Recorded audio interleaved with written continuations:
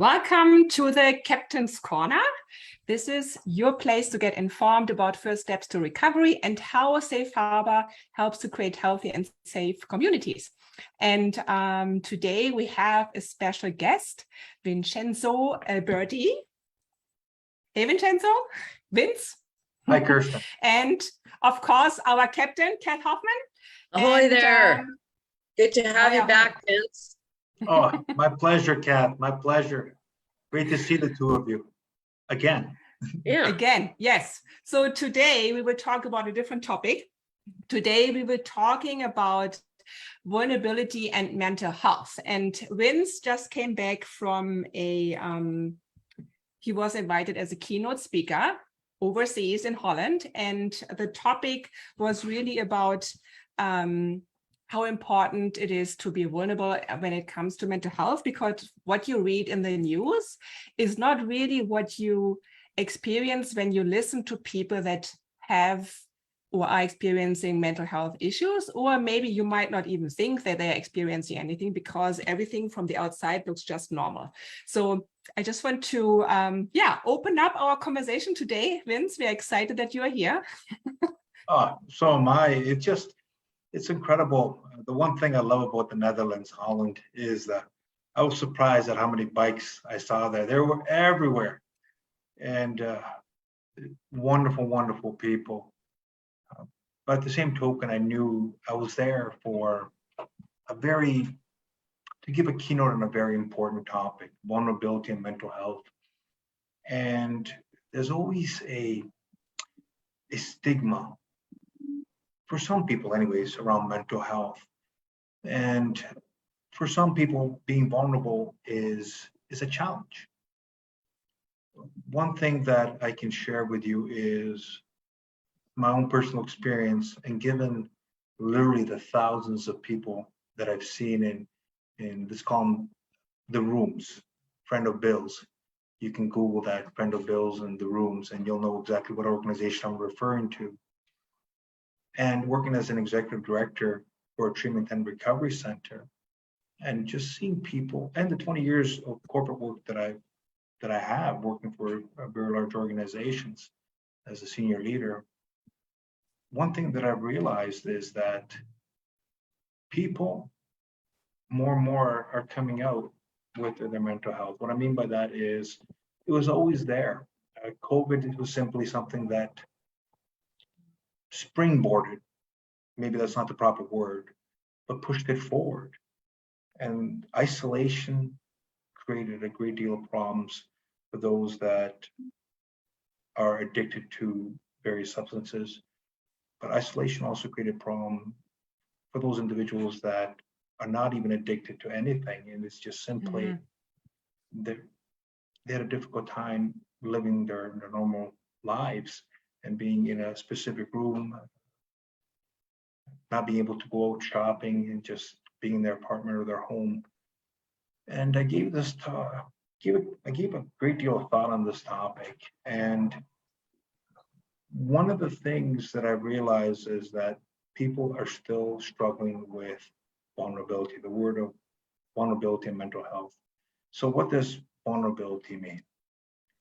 Vulnerability is really about being honest, open-minded, and willing to go deep into yourself and asking the right questions. And some of those questions are very, very difficult for you to even address. But being able to do that, and by being able to do that, being honest, open-minded, and willing, what happens is that there's almost like a little bit of freedom that comes out little by little by little. At first, it's scary. And what happens over time, as you get more comfortable in the space of not being comfortable, being more comfortable little by little, you step into your power. When you step into your power, what happens is that you become more and more courageous, and the likelihood or propensity to act is much, much greater for someone to address their mental health. And I had no idea. I mean, you always see it or read it in newspapers or hear it on the radio or watch it on television that there are issues around mental health, stigma, and vulnerability, etc. one of the things I do is I ask people, and out of the people that I asked while I was in the Netherlands, 95% believe that they're struggling with mental health, or someone in their family is struggling with mental health. And it doesn't have to be someone that is addicted to substances, like I mentioned earlier. It can be anyone, right? What I notice what is a true blessing for me is being a recovering alcoholic. And I'll share with you why. Because I had to go, there are various what's called steps that I had to take to really dig deep and be vulnerable.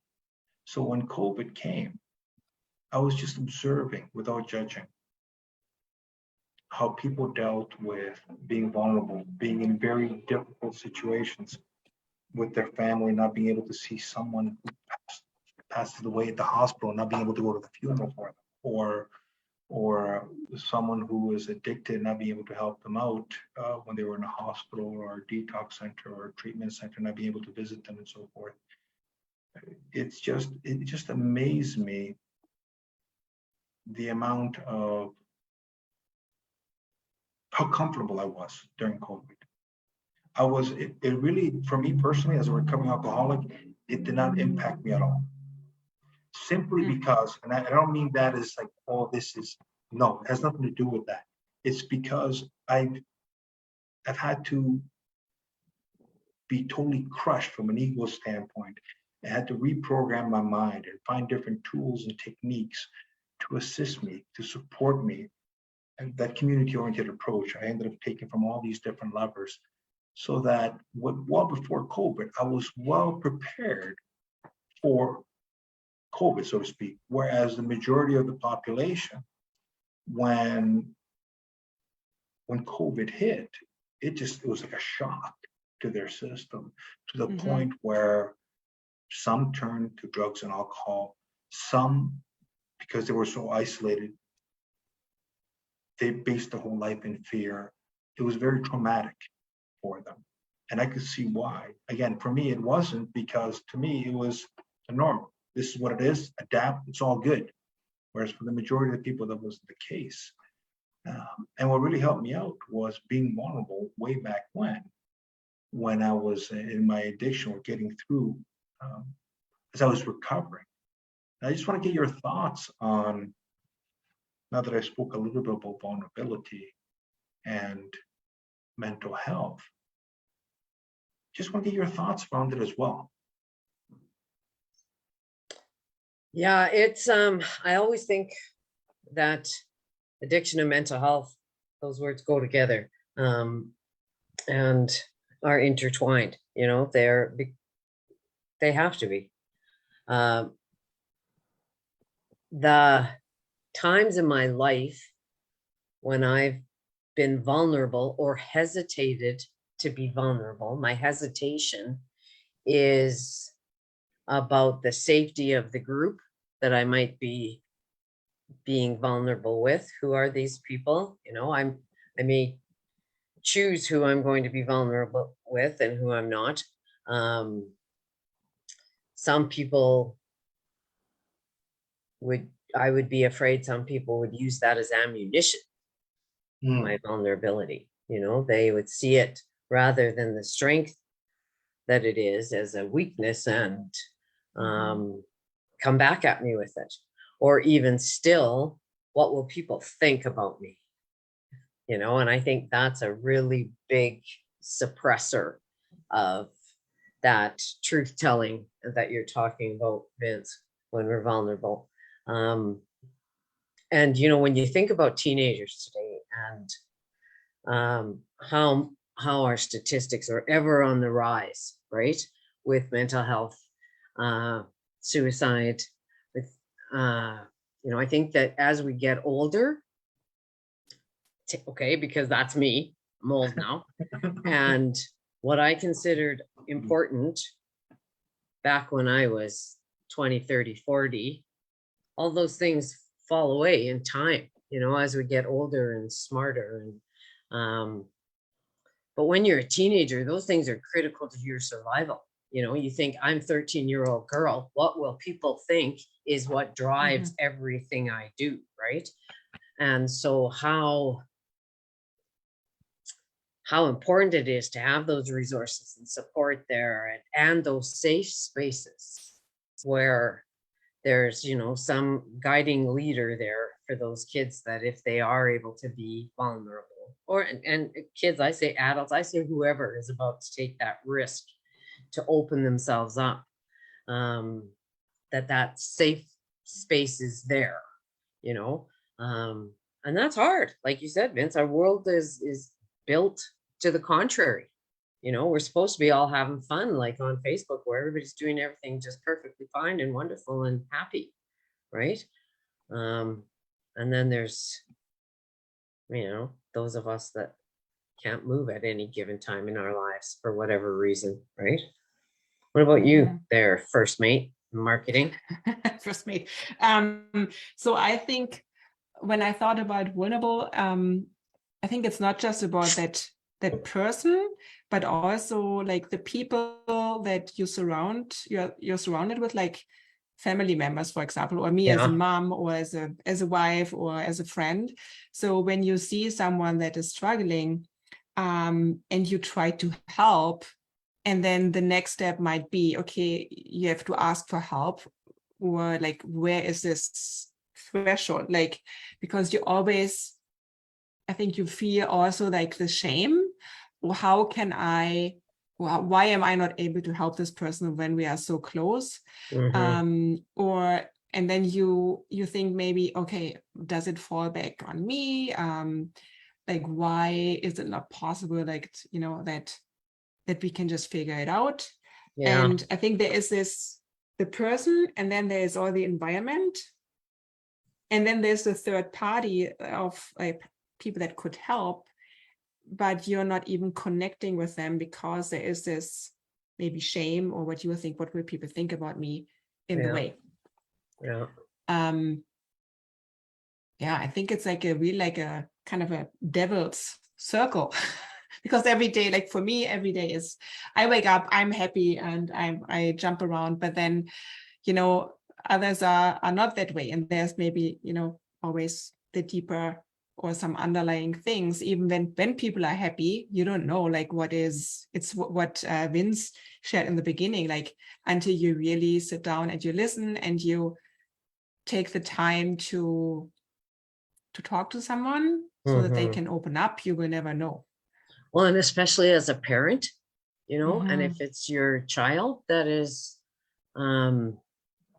stuck in this horrible place, and everything, you know, we know is about it. It's a parent's duty to mold their child and take care of their children, and, you know, to provide the right environment so they all grow into beautiful flowers and never have a care in the world. And that's not real, you know. So then if that child gets sick, how can you not look at yourself and say, what didn't I do right? I did something wrong, where I wasn't there. I didn't do, what did it, what, right? Yeah. You know, Kath, it's interesting. My one daughter had a brilliant young lady, just wonderful human being. She cared for people, you name it. And she was bullied when she was 12 years old by many kids in her elementary school. I'll just leave it at that. And that spun off where she attempted suicide a couple of times through pills. And once, I won't go into great detail, but I had to take her to the hospital to save her life. And I'm grateful that she's alive. And then, believe it or not, things got worse. But before they got worse with the drugs and alcohol and everything else, people, excuse me, automatically made the assumption, they judged, well, what are you doing as a parent? This and that. The thing is, from a parenting standpoint, we did everything humanly possible. I'm a best practices person, do whatever I can and tailor it to the child, right? Or actually have conversations with the child, and maybe some of the assumptions that I have are not necessarily the best assumptions. And and she'll tell me what she wants, what's best for her, and work back and forth, back and forth. But people are like, well, what does this guy do as a father? Like, what did the mother do wrong? What the fact is, you could be the best possible parent in the world, and this can happen to you, and it happens all the time. People think, oh, that doesn't happen to me, but when it does, it's like, oh my God, then what? Right? Yeah. The fact of the matter is, my daughter ended up going into drugs and alcohol. She ended up getting pregnant, and she had to make a decision whether she was going to keep the baby or not. I knew what I wanted, but this was her choice. And I just had continued conversations with her. And now I'm grateful because I have a 3-year-old granddaughter by the name of Aurora. But the whole point is that she had to struggle, and it was an individualized journey. Yeah. And what I did as a parent, to the best of my ability, was try to connect her with resources from the community-oriented approach to her individualized journey, so that she was able to embrace her vulnerability and mental health. And now she's 23, going on 24. Does she have a degree? No. Does she have this? No. But let me tell you something. Her resiliency is off the chart. Her confidence, in comparison to most people, off the chart. Yeah. Her ability to do whatever she wants, off the chart. It's just a different journey than the typical high school, university, get a job, get married, et cetera, et cetera, et cetera. And I can see, even if I close my eyes today, because her ability to be vulnerable, that she's going to shine like farther than I could ever imagine. But again, it's back to that vulnerability and embracing it, right? And parenting is not easy.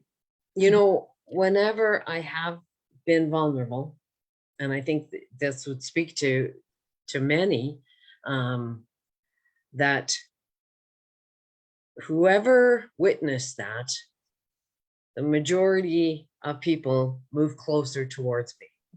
Yes. You know, and they are, if something that I've said or, you know, shared with them strikes a chord, and they recognize again another safe place. Okay, if she's saying that, I could talk to her about this because she just said that out loud, you know, so I know I can go and tell her this or whatever, right? So that, I think that sentence you said, Vince, about the power of vulnerability, I think that's a great asset. You know, it's a great thing to have happen because, you know, because we did that. We opened our hearts. It's heart work then. You're working in relationship with people through the heart, right? And I commend you, and I'll tell you why, Kath. I attended the Vulnerably conference, and I didn't know if your talk was going to go the way it did. Neither did I. Thank you very much. No, the whole point, my sister, is that you were very vulnerable. Yeah. Right? And first of all, I love you as a human being. I love you as a person. I know that you have nothing but bad things to say about me, Kath, but it's all good. I personally love you. It's all good.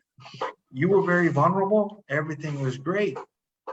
I mean, I'm like, you know, this just adds to the dimension. And like you say, there are certain individuals that can use that. I know this about Kath. Yeah. And I could use it as put in the back of my head whenever I have like ammunition, like you mentioned the word ammunition, right? But when I heard you speak, it was like, man, this lady, she rocks, right? She rocks. And, you know, Safe Harbours putting Vulnerably, and look what she's doing. And the indigenous population is there. They're all being vulnerable. They're all embracing themselves. It was all about compassion, kindness, and love. And then you come on there with your friggin' hat and just the way you are, and you rocked it. I'm telling you, this is only my humble opinion, right? And I remember meeting Kirsten there as well. And you know the way I am too, right? No BS. Whether this is who I am. Yeah. Whether it's in front of a boardroom or whether it's on here on Facebook Live, wherever. Yeah. But it takes a great deal to, for example, share what you did, because you have to be comfortable with yourself. And it seems to me, I think, what are you, 25, 30? You're 30 years old. I mean, you've Yeah, right. Yeah. you're more comfortable with yourself. Yeah. And yeah, it's and look at the field that we're in. Look at the field that we're in. Talk And I about wanna hear your thoughts vulnerability. Yeah. you know, I just see a comment on our Facebook page to this topic here. So Rhonda says, our house's clients take offense in vulnerable. They say we are resilient. Yes. That's weird that you just read that, because I was just thinking that. And I've heard that before about, and I agree with that wholeheartedly, that resilience rather than vulnerable, because, you know, I've seen so many people, they come out of a ditch that I couldn't even imagine taking a step out of, and they come up and out and stronger for it, you know? So I think that, yeah, I would agree with Rhonda about if you look at vulnerable as a weakness, you would want to say resilience 100%, right? But if you look at vulnerability as okay, I'm going to have to get real and raw here and take a risk and say my truth. That doesn't mean I'm weak, but rather getting to that resilience that Rhonda's mentioned. Yeah, I agree 100%. Yeah, Rhonda just says, especially our Indigenous people. Yeah, indeed. So, but I think like vulnerable can also be like just with yourself. Yeah, like opening up your heart to yourself, because oftentimes there are so many things that happen to you that you build like this ice tower or this big wall around your heart, and if you don't open it to yourself and love yourself again, then it's really hard to be resilient. What do you think? Yeah, totally. It's resilience is key, absolutely, and please, whether it's Rhonda or whomever else is there, when I say the word vulnerability, whether the Indigenous, I'm looking at not just the Indigenous, I'm looking at every human being possible. I mean in the most positive possible way, and what I mean by that is, and I believe Kath said it best, or was it Kirsten, regarding being raw with yourself. And unless you're really raw with yourself initially, it's hard to be resilient because you don't know what you're dealing with. Yeah, and I think our first thing we do with that word vulnerable is it does suggest weakness. You know, oh, you're vulnerable, or this table is vulnerable. It's not going to hold the weight, or whatever. This is vulnerable, right? So I think that's the hiccup when we think of it negatively, rather than I got to get real and raw. I got to open up my heart. You know, it's like vulnerability is like risk taking too, which is healthy, you know, which, you know, helps us move forward. Yeah. And it's interesting when you said risk taking and moving forward.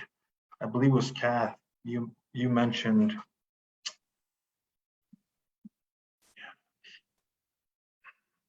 taking that risk. And when I spoke in the Netherlands, what's interesting is that the organization has personal coaching in place, has group coaching in place, right? And I belong to the Friend of Bill's. It's called, you can Google it, Friend of Bill's organization. And there's it's not necessarily group coaching, but it's a group that meets whenever they meet. They can meet different times during the week. And there's this organization throughout the world. It's almost like, I don't want to say group therapy, but people can springboard off each other, right? There's always that risk of someone saying something and taking it out of the room, so to speak. And same thing with organizations, you know, especially for-profit organizations, any organization, because it's all about productivity, efficiency, effectiveness, reaching the your culture milestones, you name it, right? Mhm. And when you have personal coaching, when you're dealing with an HR business partner, or when you're dealing with your own manager and whatnot, there is that you want to be resilient, like that lady mentioned, Rhonda. Mhm. The same token, when you're opening up your heart, as we're talking about, there's always that risk that it can be used against you. And it was funny, one of my neighbors, I just had a conversation because he had a conversation with his wife this past weekend, and he was saying exactly what I'm saying, that potentially, like in his mind, there's potential stigma with mental health, or the organization may think that they're saying one thing, but they may do something else. And he was concerned about approaching his manager to work through his, in this case, it was a male, his own concerns or issues. Yeah. Yeah, I think it's not sometimes easy. that's why sometimes it's really good. Like you can be vulnerable as far as what you're going to share with your family and friends. But I think when you go, I think that's why sometimes seeing a counselor is so effective, because they're anonymous. You don't have to take care of that counselor. You don't have to censor your words. They're not going to hurt that counselor. They're not involved in the whatever it is that's going on, right? And that anonymity sometimes helps to just go throw it all up somewhere and get someone who's not attached to it to help you sort through it, right? That's important too. It's a good option sometimes for people who may not be ready to be all the way vulnerable yet with their family and their friends, but still need to start purging some of that, that stuff out. Yeah. It's Yeah. there's given what we discussed, there's there's a word that comes to mind: healing. Yeah. And Kath, given what you do for a living as executive director at Safe Harbor, and what I do, and the world we play in, there's a tremendous amount of trauma. And there are times where individuals have been vulnerable, let's say, in order to gain that resiliency in some capacity. But people have done things where, I don't want to say the word betrayed, but broke the confidence. Yeah. You know what I mean? Yeah. And it is hard because they want to go through that healing process, that individualized journey. And all it takes is one time for someone to do something to break that trust. Yeah. Yeah. You put up that wall, like you mentioned, Kirsten. I believe it was like an ice wall, so to speak, right? Yeah. I'm just paraphrasing. It's not easy. No. And healing is so important, because if that healing doesn't take place, then we're just always dealing with the tip of the iceberg, so to speak, and the other 90% is just being placed over here to the side, that we're not dealing with it, right? And we're not able to live the life that we deserve. Yeah. That's why we need our lights bright to melt those icebergs, those tips of those icebergs, you guys. That's what we're trying to do. Keep our lights bright. Yeah. Vince, you mentioned some tools and techniques that you were able to use for yourself. Is it something that you can share that would be beneficial for our listeners today? Yeah. See, it's interesting that I'm of a Christian faith, but one of the things that I did when I was in my addiction, I studied Buddhism, I studied Hinduism, I studied Islam, I studied a Polynesian philosophy, the Huna way, a lot of different things. But the Stoic philosophy is something that really resonates with me. And in Stoicism, it originated from, it's a Greek philosophy.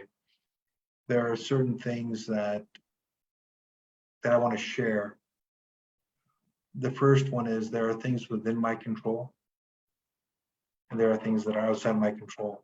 I initially thought in my addiction that 95% were things in my control, and that wasn't the case. It was the other way around. Yeah. So what I had to do was really internally realize that out there is the world. And I hate to say this, but I cannot control the bus moving 5 minutes faster so I can catch it. There are things that I simply can't control. And it was, for me, once I realized that concept, it was that through mindfulness, through meditation, what I did was I ended up becoming more spiritually connected to my God, my higher power. The indigenous people call it creator. I love that word, creator. I love it. And what happened is that I was able to find that peace and calm within myself, regardless of what is out there. Now, when I lose my connection to my creator, my God, then the world really takes a hold of me once again, right? Yeah. So the very first thing is focus on things that are within my control, and the rest, so be it. Another tool that I use is a view from above. As an executive, one of the things that I do is I imagine myself being on top of the world, literally, like physically on top of the world, and looking down. And what happens is when I look at this tool, whatever I'm experiencing that given moment, it enables me to put it in perspective, right? The view from above.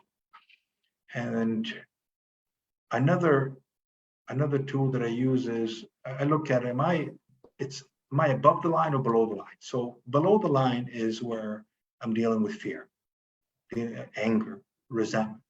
Above the line is about joy, peace, compassion, kindness, and love, right? Am I below the line or above the line, right? Well, you know what? Kirsten's usually above the line, and I'm usually below the line, having little hissy fits all over. No, you're not.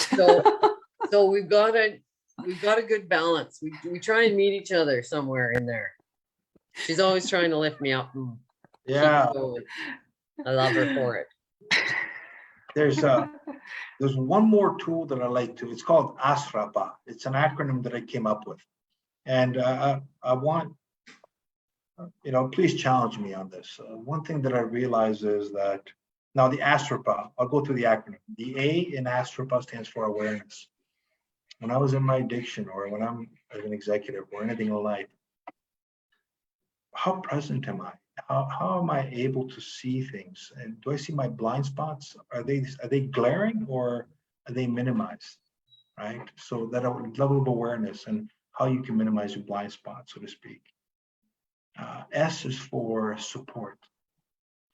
So if I am aware that, for example, okay, I'm an alcoholic, I need help. Am I getting that support? Is it there? If it's there, what's stopping me, right? And that goes into the next one in ASRRA, the next letter, readiness. How ready am I? I fought it. Boy, 15 years I fought it. I white knuckled it, as they say, didn't want anyone. I thought it was all about logic and whatnot. And unfortunately, we know as well, we all know that wrong logic leads to wrong conclusions. And I was famous for that. So readiness, receptivity. How open was I to receiving the information to get better help, right? In order to get that resilience, right? What did I need to do? And then A is acceptance. Am I able to accept it, embrace everything that's been thrown my way?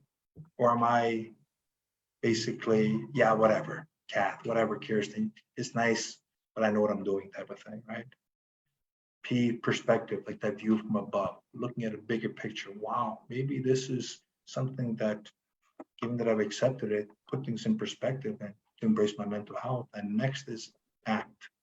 If you don't act, I mean, Yeah. Then what? So that ASRRA is something I just wanted to share with you, as well as some of the other tools that. This is so good, Vince. This is so good. What was after the second, after ready? So there's readiness and receptivity. Oh, receptivity. Okay. And please understand that this is something that, whether I have a conversation with my wife, my kids, the board of directors, whomever it is, that has worked for me in the way that to get myself out of my own ego and just come from a place of compassion, kindness, and love, really understand the situation, right? Yeah. Yeah. Wow. It's always Awesome. good to have lots of tips. Yeah. Thank you so much, Vince, for sharing those. Like I will go through that again, write them down, and share them on our Facebook page. It's the beautiful thing about having discussions like this is that you never know who you can impact. Mm-hmm. And a few friends of mine, and even those that are more acquaintances, once I shared my story, they opened up about their son, their daughter, Mm-hmm. their friend, their significant other partner. Yeah. People are, I also try to be as objective as possible. I say to myself, I test my assumption. Maybe what you're saying is not 100% correct, or is not 80% correct. Maybe everyone is doing well from a mental health standpoint. Given the people that I've had conversations with, given the literature that I've read, given everything from a qualitative and quantitative perspective, from a best practice standpoint, it still leads to the same thing. I really believe that, not just in Red Deer, not just Alberta, but the world is going through, Yeah. I don't want to say mental health crisis, but mental health is definitely something that is being addressed as best as it can be by different organizations. Yeah. Yeah. Well, thanks for coming on here and telling us all those cool things, Vince. And I'm glad you had a good time in Holland. I'm glad you're home safe. Yeah. And I have a special request. Can you teach us one Italian word for today? One Italian word for today. I got one. Okay. My name, Vincenzo. I had no idea what it meant. Like, that's why I call Victoria, Victoria. I named her Victoria because it means conqueror. So even though Vincenzo is not like cannoli or pasta or pizza, the whole point is Vincenzo, Victoria. Basically, it means conqueror. And little by little, as Rhonda said, we will address our mental health issues and concerns. We will conquer them. And through our resilience, we will do something special. Live the life that we deserve. Right on. Awesome. Cool. Thank you so much, Vince. That was awesome. My pleasure. Well, that was by fast. Yeah, and we are already over. Thank you so much for joining us today, and for everyone who joined us live. Thank you so much for listening in, watching, and don't forget to subscribe to our YouTube channel. And we will see each other again next week. And steady as she goes. Steady as she goes. Thank you. Bye.